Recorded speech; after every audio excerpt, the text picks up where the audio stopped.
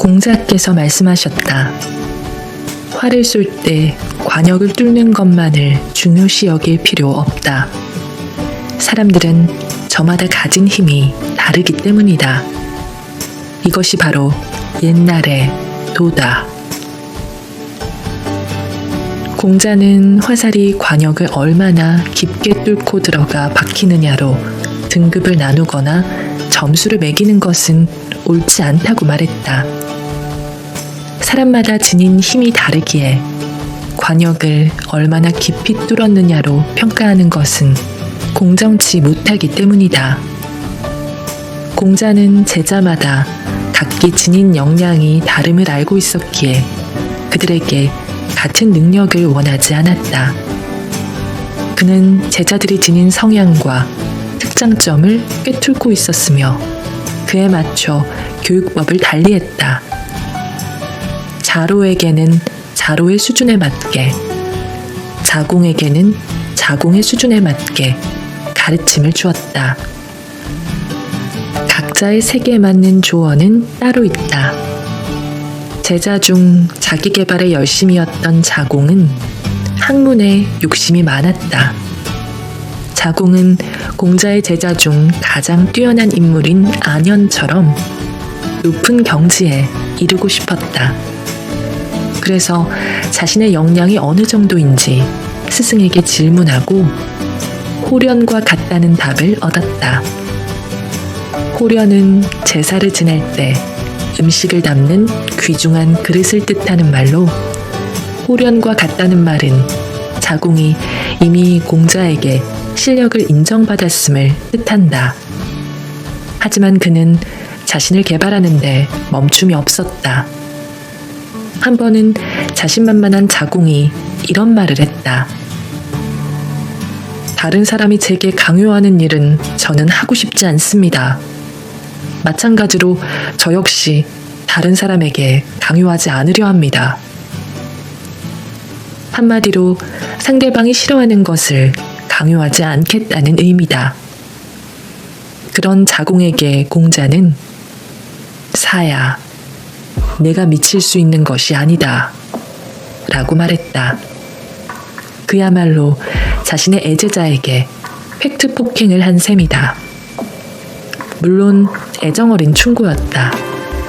솔직하고 싫은 소리도 곧잘하는 자공이 상대방에게 어떻게 할지 알고 있었기 때문이다. 만약 그에게 덕행의 대명사인 안현, 민자건, 연배구, 중궁과 같은 사람이 되라고 했다면 어땠을까? 자공은 극심한 스트레스를 받고 지쳐 포기했을 것이다. 어쨌든 평소 질문을 많이 하던 자공이 공자의 충고에 이견을 제시하지 않은 것을 보면 쿨하게 자신의 한계를 인정한 듯 싶다.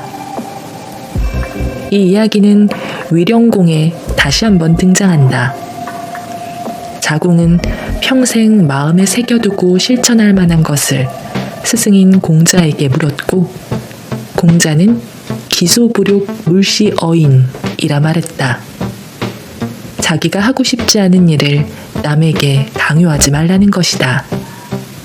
반복되는 이야기로 미루어 짐작건대 공자는 자공의 특성을 이해하고 그에 맞는 조언을 해주었음을 알 수 있다.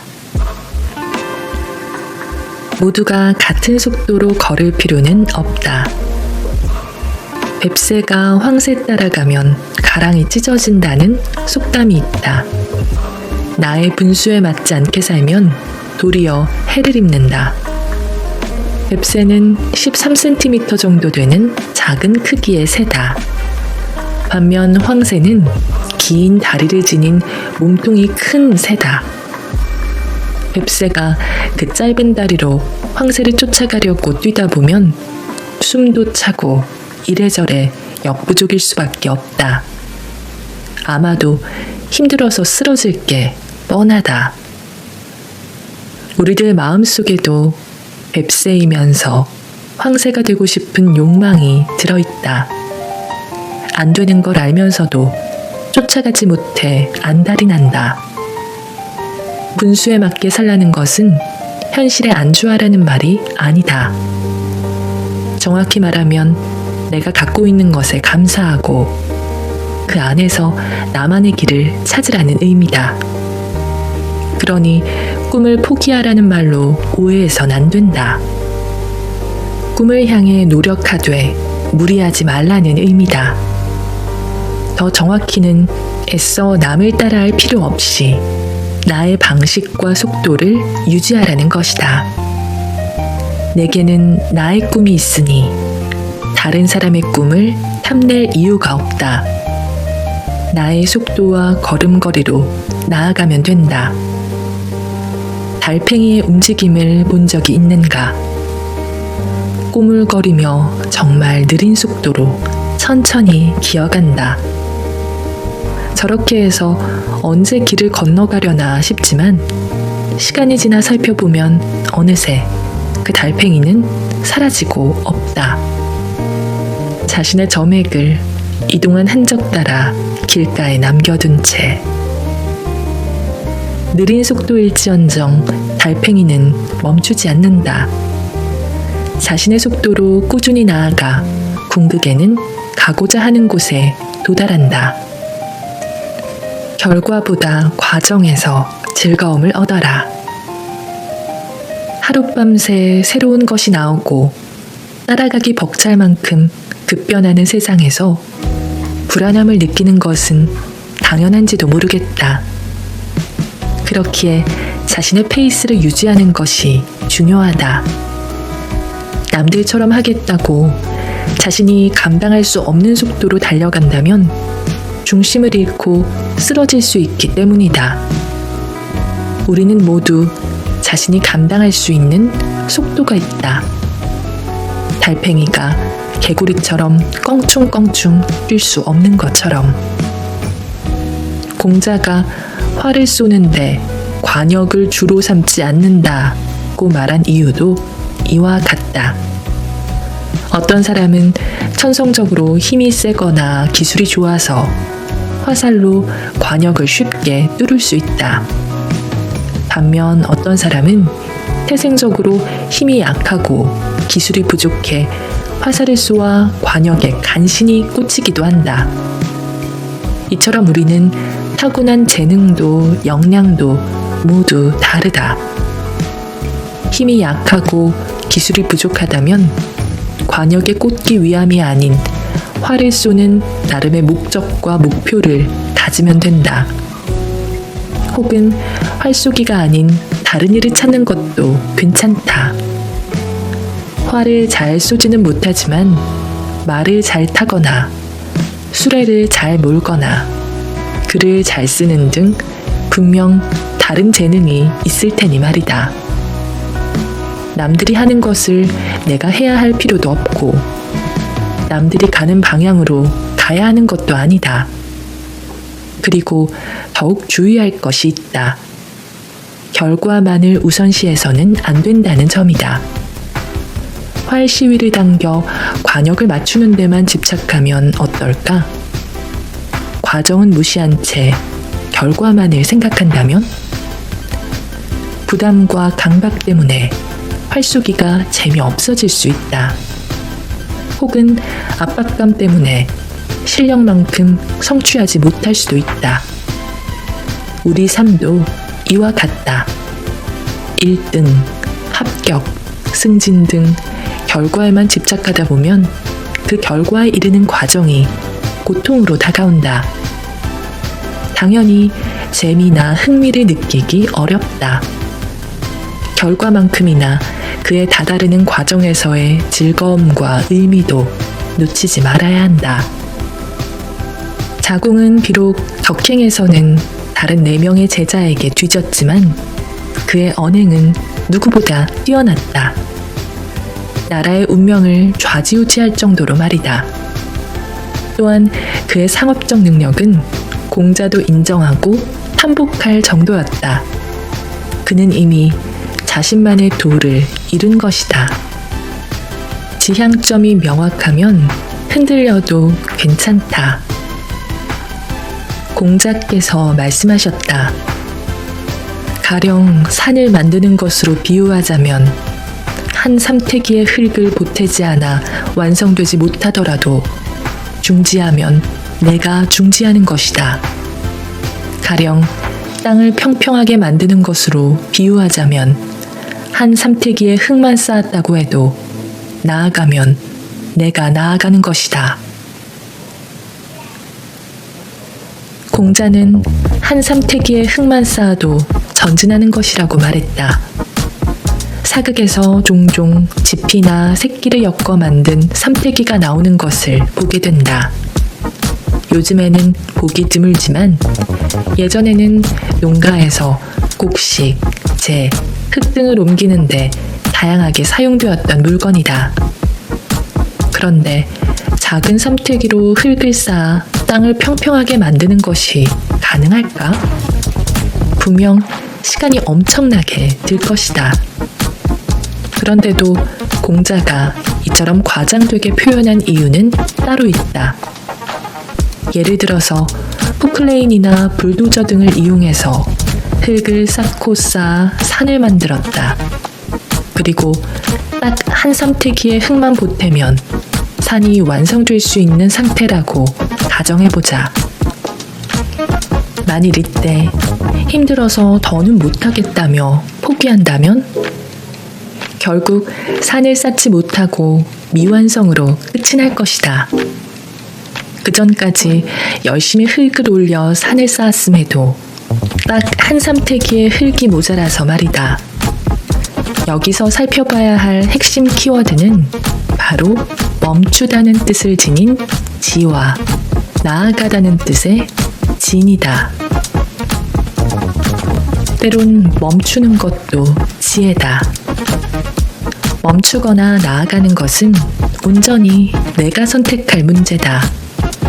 공부를 하거나 사회생활을 하다 보면 숨이 턱에 차오르며 힘겨운 순간을 맞곤 한다. 이때 포기하지 않고 한 걸음 더 나아가는 사람이 있는가 하면 포기하는 사람도 있다. 그 한 걸음이 성공과 실패를 결정하는데도 말이다. 포기하지 않고 자기 길을 향해 정진하는 것은 중요하다. 그렇다면 포기하는 사람은 다 잘못하는 것일까? 꼭 그렇지는 않다는 이야기를 하고 싶다. 자기계발서들은 흔히 성공이 눈앞에 있으니 조금만 더 노력하면 된다는 말을 한다. 하지만 이 말은 반은 맞고 반은 틀리다. 쉽게 포기하지 않는 근성을 기르라는 의미에서는 맞다. 하지만 애초에 내가 갈 길이 아닌데 쓸데없이 미련을 둬서 더 큰 손해를 입는다는 점에서는 틀리다. 포기하지 않고 앞으로 나아가는 것이 중요하듯 멈춰야 할 때를 아는 것도 큰 지혜다. 내가 갈 길이 아닌데 무작정 참고 견딘다고 성공하지는 않는다. 그나마 행복을 느끼면 다행이지만 나의 길이 아니라고 느끼면서도 멈추지 않는다면 큰 문제다. 예를 들어 운동선수나 연예인, 음악가, 의사, 변호사, 교수 등을 목표로 해서 누구보다 열심히 운동하고 연습하고 공부했다고 하자. 하지만 아무리 노력해도 모두에게 같은 결과로 돌아오지는 않는다. 타고난 재능이나 운의 작용도 무시할 수 없다. 때문에 분명 목표 달성에 실패하는 사람도 나오게 된다. 노력과 상관없이 내 외부적 환경 때문에 좌절할 수도 있다. 부상을 당해 운동을 포기하거나 가정 형편 때문에 공부를 지속할 수 없는 경우도 있다. 목표를 달성하지 못할 이유는 다양하다. 그럴 때는 아무리 노력해도 빛이 보이지 않는다. 1, 2년이라면 모르겠지만 그것이 5년에서 10년이라면 손실이 너무 크다. 일과 업을 통해 가치를 추구하라. 이쯤에서 삼태기의 흙을 나르라는 공자의 가르침을 다시 생각해보자. 이것이 무엇을 뜻하는 말인지 대답을 찾기 위해서는 먼저 자신이 우선시하는 가치를 돌아봐야 한다. 어떤 일을 할 것인지 구체적인 업이 아니라 그 일을 통해 창출하고자 하는 궁극의 가치 말이다. 돈과 명예가 중요한가? 아니면 새로운 것을 창조하는 데서 즐거움을 얻는가? 남들에게 베푸는 것을 좋아하는가? 삶에 있어 중요한 메시지를 전달하는 것에 사명감을 느끼는가?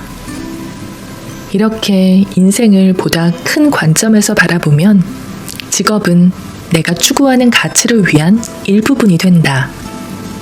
만일 연예인의 목표로 최선의 노력을 했으나 실패했다고 하자.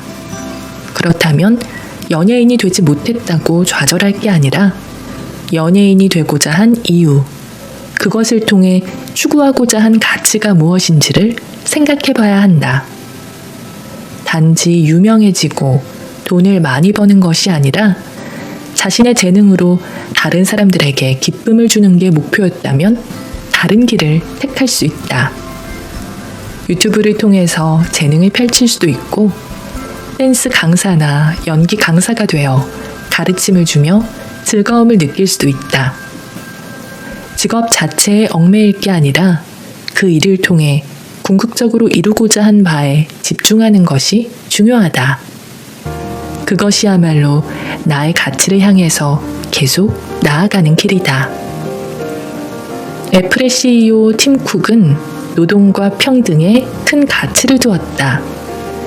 때문에 그는 누구보다 열심히 일할 뿐더러 장애를 가진 사람이나 성소수자 등 약자를 생각하는 평등에 대한 관심과 지원을 아끼지 않는다. 한편 아마존의 창업자 제프 베이조스, 테슬라의 CEO 일론 머스크, 메타의 창업자 마크 저커버그 등은 새로운 미래를 만들어가는 것에 큰 가치를 둔 이들이다. 그렇기에 끊임없이 새로운 것에 도전하고 불가능을 향해 전진한다. 그들이 단지 돈만을 목적에 두었다면 하지 못했을 일들이다. 공자가 강조한 것은 학문이다. 학문을 갈고 닦으며 정진하는 과정이 쉽지 않더라도 배우기를 멈추지 말라는 의미였다. 학문적인 성취를 이루어서 산을 만들었다고 해도 마지막까지 한 삼태기의 흙, 즉 공부를 보태 학문에 더욱 정진하라는 것이다. 이것을 우리 삶에 대입해보자. 단기적 목표나 계획을 세우기 전에 먼저 나의 가치를 정리해봐야 한다. 나는 무엇에 가치를 두고 살고 있는가? 어떤 일을 할 때 열정이 생기고 기쁨을 느끼는가? 나는 누구이며 무엇에서 의미를 찾는 사람인가? 어떤 직업을 갖고 어떤 일을 할 것이냐는 그 다음에 정할 일이다. 진정 중요한 것은 무엇에 가치를 두고 어떤 지향점을 향해 나아가느냐다. 업을 대하는 태도가 인생을 대하는 태도다. 재경공이 공자께 정사를 여쭙자 공자께서 말씀하셨다. 임금은 임금다워야 하고 신하는 신하다워야 하며 아버지는 아버지다워야 하고 자식은 자식다워야 합니다. 지금 나의 역할은 무엇인가? 회사원, 사업가, 자영업자, 학생, 주부, 공무원, 프리랜서, 유튜버, 작가, 음악가 등 다양할 것이다. 그럼 다음 질문에 답해보자.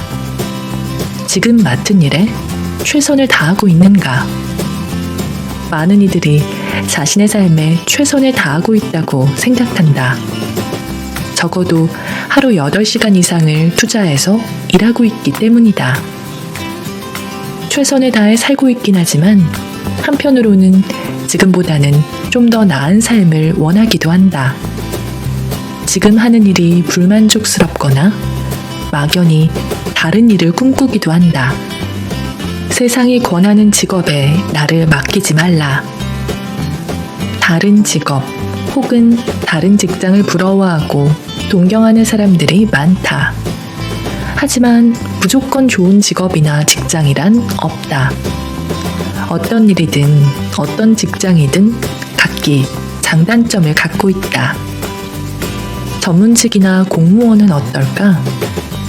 많은 이들이 의사나 변호사라는 직업을 동경해왔지만 힘든 것은 마찬가지다. 의사는 많은 환자들을 상대해야 하고 환자의 삶과 건강에 있어 중차대한 일을 하기에 정신적인 스트레스도 크다. 특히 외과나 응급외과 등 생사를 시급하게 다투는 곳에서는 늘 초긴장 상태로 지내야 한다. 환자의 목숨과 건강이 걸려있기에 작은 실수조차 용납되지 않을 만큼 책임감이 막중한 일이다.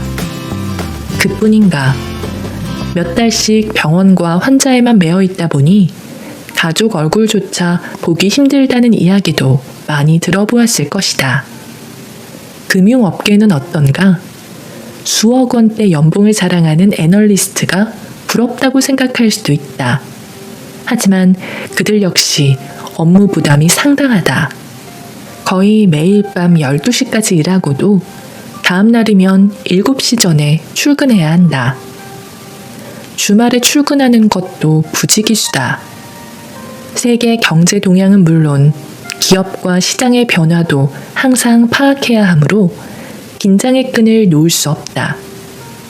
겉보기에는 좋은 직업처럼 보이지만 매일매일 피말리는 무한 경쟁의 한복판에 놓인 일이다. 의사나 애널리스트라는 직업이 좋다 나쁘다를 말하는 게 아니다.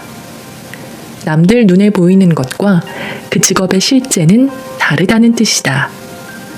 때문에 중요한 것은 좋아 보이는 직업을 택하는 것이 아니라 나의 적성에 맞는 일을 택하는 것이다. 그런데 안타깝게도 대부분은 적성을 알아볼 겨를도 없이 직업을 택한다.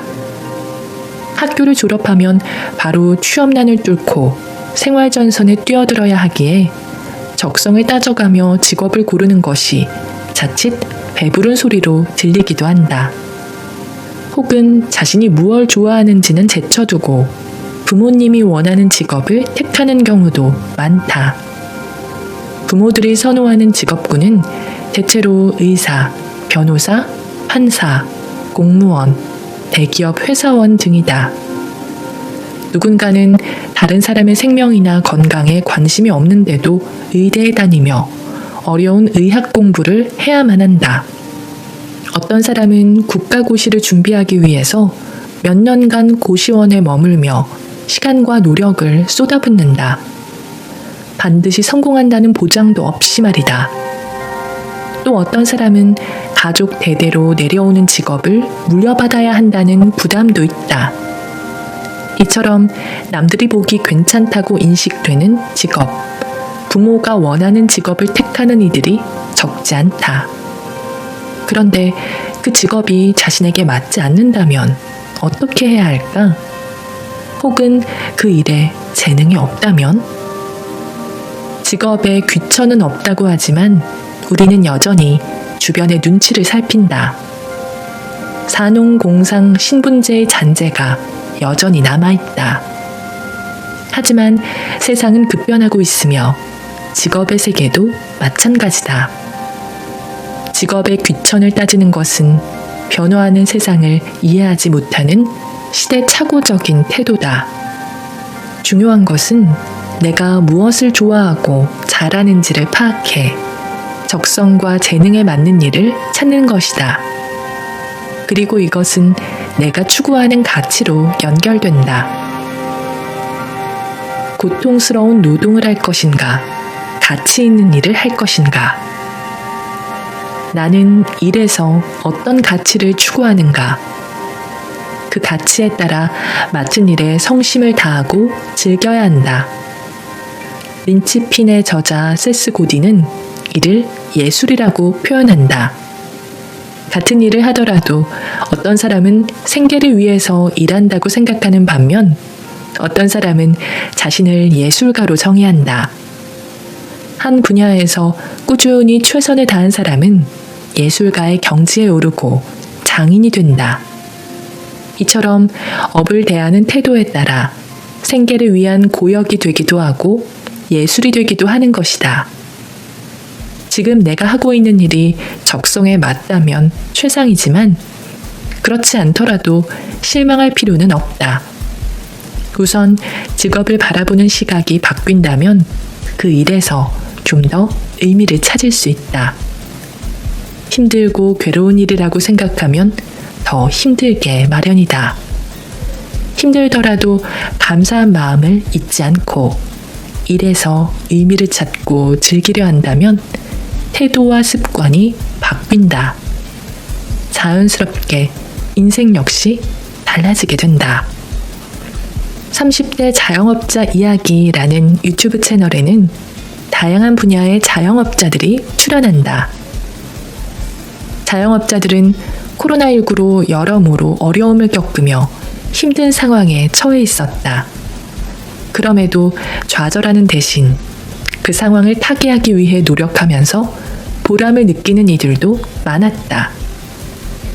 내가 손님이라면 어떨지 한 번만 더 생각하면 좋을 것 같아요. 사소한 일 하나가 큰 차이를 만들어요. 그래서 늘 고민하죠. 무엇보다 사장이 힘들어야 손님들이 감동을 하거든요. 꾸준히 방송을 보다 보니 그 사소함에 정성과 진심이 담겨 있기 때문이다. 물론 나만의 사업을 한다는 것은 결코 낭만적인 일이 아니다. 겉으로 보이는 것과 달리 현실적으로 감내해야 할 것들이 많다. 매달 임대료와 인건비를 감당해야 하므로 장사가 안 되면 적자가 나기 일쑤다. 그래서 한순간도 사업에 대한 관심을 내려놓을 수 없다. 휴가도 따로 없다. 바로 매출과 연계되기 때문에 마음 놓고 쉴 수가 없는 것이다. 하지만 자신이 믿는 가치, 즉 고객 만족을 위해서 피와 땀을 흘리기를 주저하지 않는다. 임금은 임금다워야 하고 신하는 신하다워야 하며 아버지는 아버지다워야 하고 자식은 자식다워야 한다고 공자는 말한다. 각자 자신에게 맞는 역할이 있고 그것을 감당해야 한다는 뜻이다. 세상에 하찮은 일이란 없다. 직업에 귀천을 만드는 것은 다른 사람의 시선이 아니라 바로 나 자신이다. 나의 일을 하찮다고 생각하는 순간 그 일은 하찮아진다. 스스로 자신의 일에 대한 격을 떨어뜨리는 셈이다. 내가 나의 일을 귀히 여기고 소명의식을 갖는다면 그 일은 귀한 일 아니면 안 맞는 옷을 입고 있는 느낌일까? 막연한 동경이 아니라 그 일을 잘해낼 수 있을지, 그 일로 인해 감내해야 할 현실적 문제들까지 고려해 보길 권한다. 그때도 그 일이 하고 싶다면 기꺼이 도전해보자.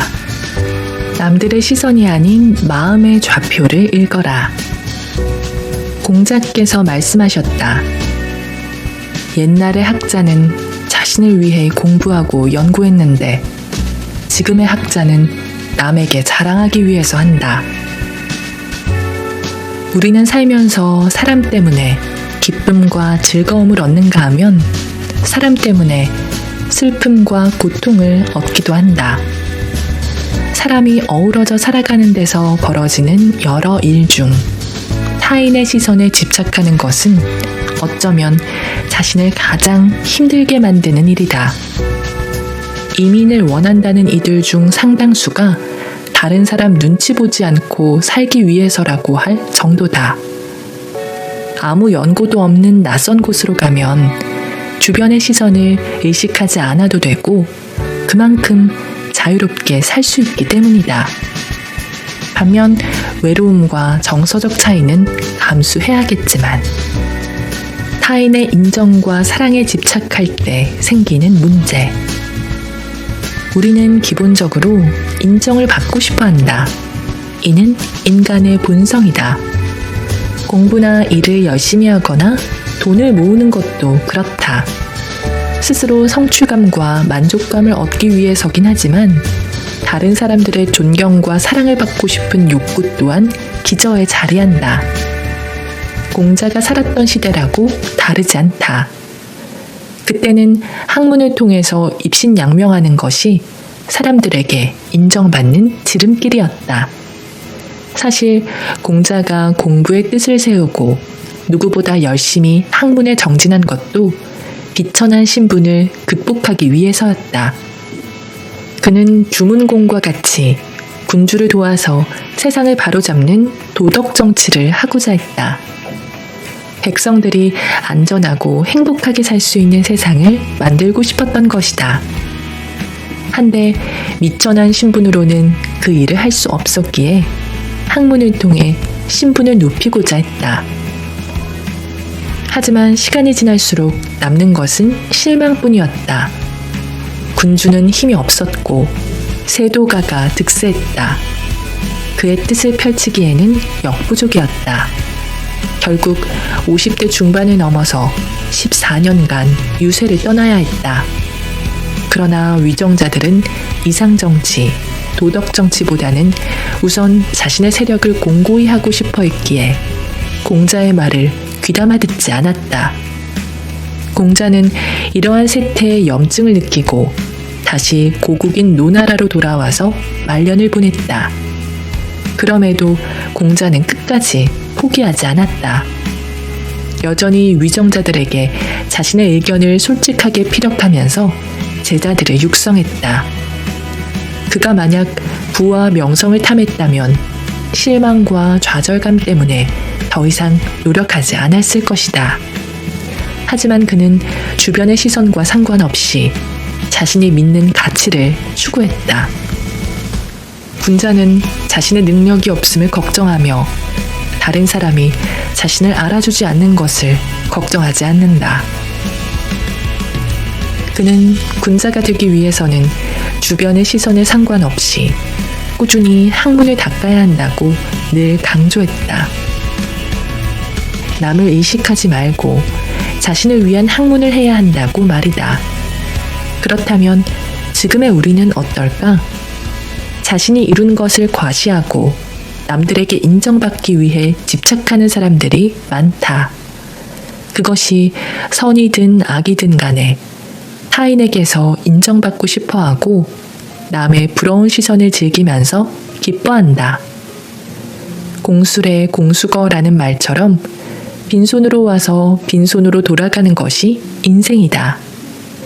인정을 받거나 존경을 받는 것이 나쁠 리야 없겠지만 그것이 목적이 되어 집착할 필요는 없다. 타인의 인정이나 존경은 내 삶의 가치관대로 열심히 살다 보니 자연스레 따라오는 것이어야 한다. 성경에도 오른손이 하는 일을 왼손이 모르게 하라 라는 말이 나오듯 좋은 일을 굳이 남들에게 과시할 필요는 없지 않은가. 외부에 맞춰진 시선을 내면으로 돌려라. 우리가 살고 있는 세상은 큰 것이든 작은 것이든 마음껏 과시하기 좋도록 시스템이 만들어져 있다. 특히 SNS가 그렇다. 최신 인테리어로 꾸며진 집, 멋진 차, 명품 가방과 옷들. 잘 설정된 사진들이 즐비하게 넘쳐난다. 디지털 공간에 올라오는 사진들을 보면 나만 빼고 모두 행복하게 잘 살고 있는 것처럼 느껴진다. 실제 모습과 달리 과장되어 연출된 모습인 것을 알면서도 많은 이들이 상대적 상실감에 빠지곤 한다.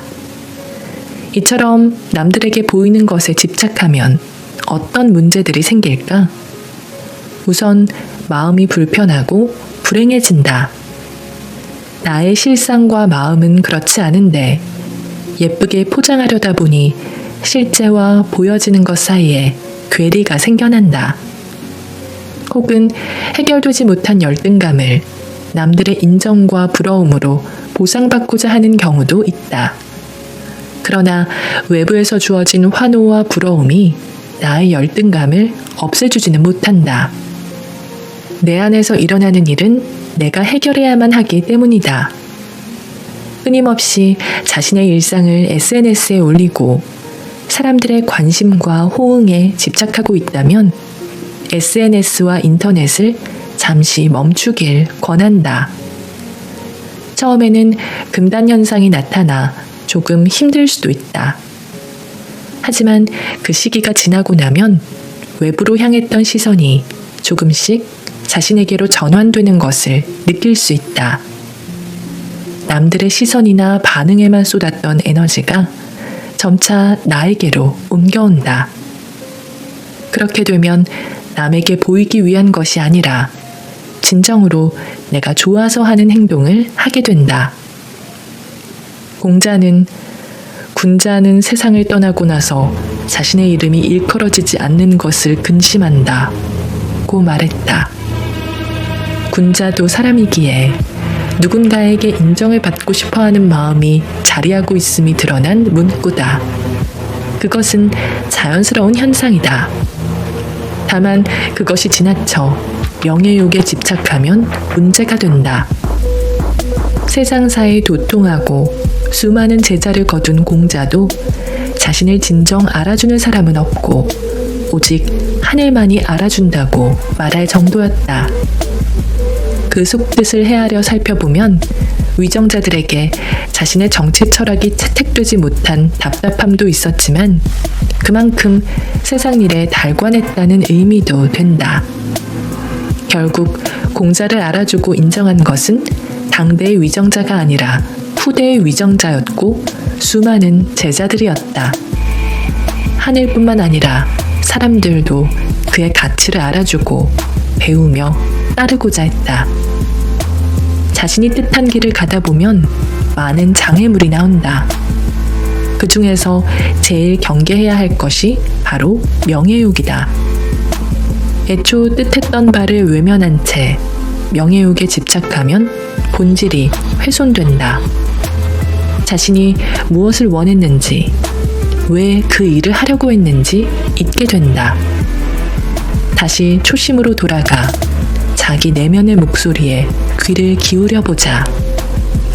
어디로 가야 할지 삶의 방향이 보일 것이다. 영혼을 채우면 스스로 빛이 난다. 공자께서 말씀하셨다. 도의 뜻을 둔 선비가 낡은 옷과 맛없는 음식을 부끄러워한다면 그와 도에 대해 논할 가치가 없다. 공자의 제자는 노나라 출신이 많은데 이들은 대부분 몰락한 가정에서 태어났으며 경제적 형편이 어려웠다. 그런 이유로 공자가 주유천하를 했을 때 자공의 경제적인 서포트가 필요했는지도 모른다. 몰락한 가문 혹은 가난한 가정에서 자라는 경우에는 돈과 권력에 한이 맺혀서 부귀영화를 목표로 공부에 매진하는 이들이 있다. 하지만 공자의 제자들은 그러지 않았다. 일부는 벼슬자리에 올랐지만 출세욕의 노예가 되지 않았다. 영혼이 공허할수록 외양에 집착하는 이유. 공자의 제자들 중 대부분은 출세욕에 휘둘리지 않았지만 어디에나 그렇듯 예외는 있다. 노나라의 권세가 개씨 밑에서 일하던 염유다. 그는 본인의 출세를 위해서 바른 소리를 하지 않았다고 공자에게 종종 지탄을 받았다. 염유와 달리 권세가의 유혹에 굴하지 않고 떳떳하게 자신의 의견을 말한 제자도 있다. 바로 민자건이다. 그는 덕행과 효행으로 이미 공자에게서 인정을 받았을 정도로 훌륭한 인품을 갖고 있었다.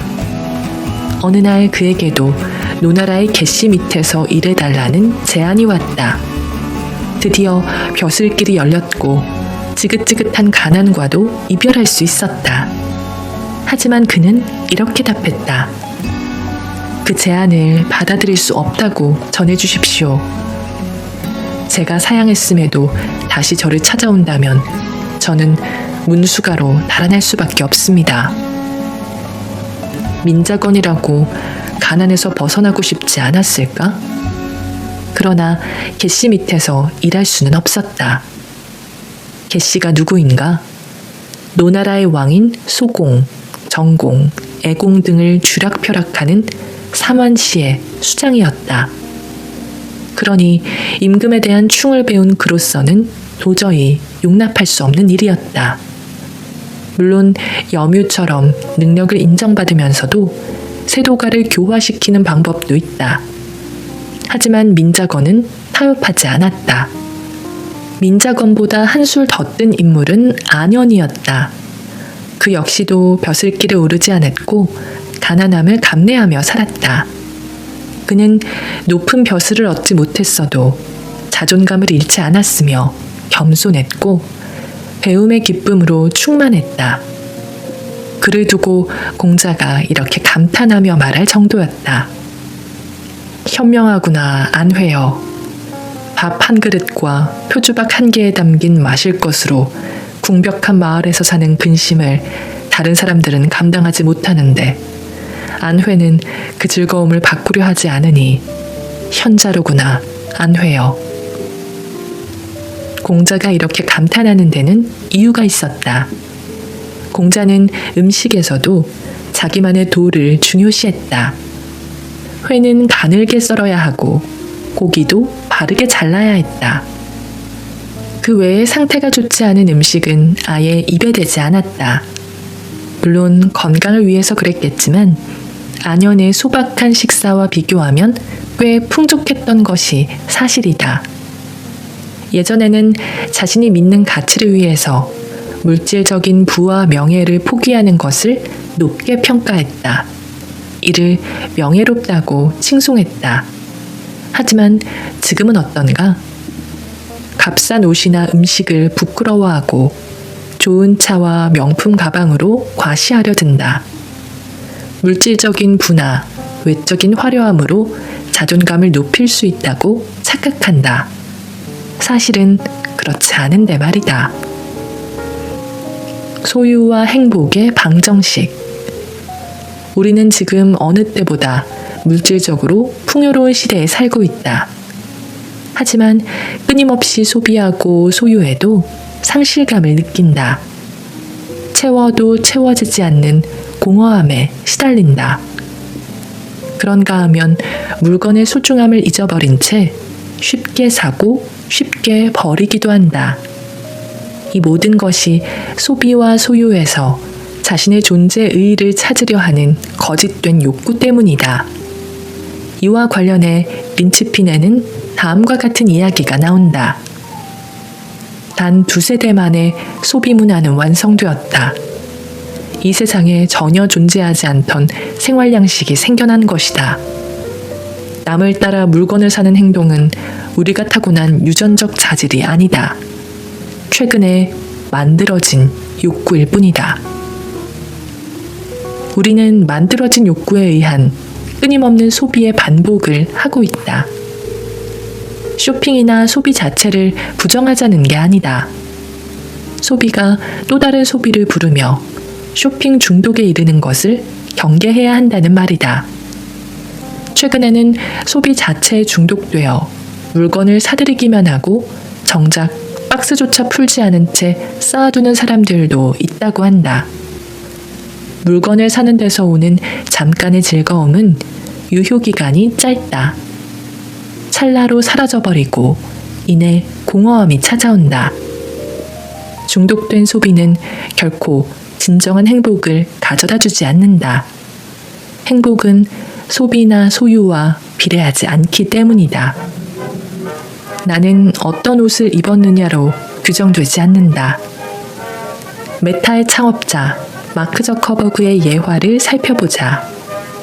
그의 재산은 약 100조 원을 넘는 수준으로 불과 30대 중반의 나이에 세계 10대 부자 안에 들었다.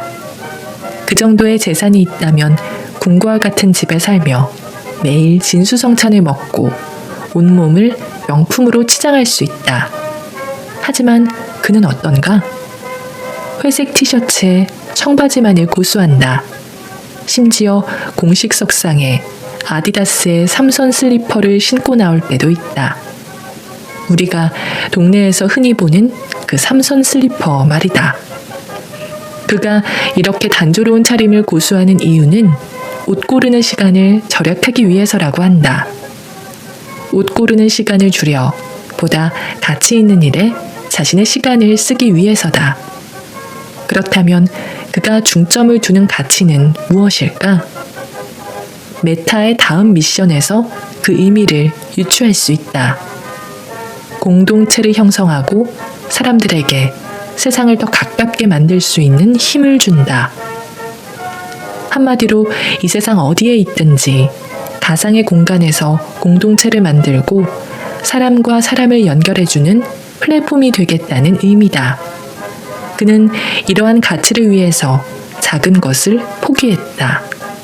그리고 차후 메타 지분의 99%를 기부하겠다고 선언했다. 기업이 벌어들인 돈을 혼자 소유하는 대신 공동체에 기부해 더 많은 이들과 나누겠다는 뜻이다. 공자 역시 허무한 욕구 대신에 진정한 욕구를 찾고자 했다. 바로 배움의 욕구다. 공자의 또 다른 제자 자로도 마찬가지다. 그는 아무리 해진 헌 속옷을 입고 서 있어도 여우나 담비 가죽 옷을 입고 있는 사람과 서 있어도 늘 떳떳하다고 했다. 어떤 옷을 입었느냐로 자신이 규정되거나 가치가 정해지지 않음을 알고 있기 때문이다. 우리 내면이 빛나는 순간은 언제일까? 그것은 영혼이 충만감을 느꼈을 때다. 책을 읽고 좋은 문장에 감화받아 그것을 반복해서 읽고 사색하면 영혼이 충만해질 수도 있다. 집안을 깨끗이 청소하고 반짝반짝 빛나는 모습을 볼 때 행복을 느낄 수도 있다. 혹은 어려운 사람을 도와주면서 충만함을 느낄 수도 있다. 자신의 영혼이 충만해지는 순간은 각기 다를 것이다. 반드시 대단한 일이어야 할 필요는 없다. 작고 소박한 일이어도 괜찮다. 일상에서 힘을 얻고 행복을 찾을 수 있다면 말이다. 오늘 저와 함께한 시간 어떠셨나요? 편안한 시간이 되었길 바라며 또 들러주시길 기다리겠습니다. 그럼 잘 자요.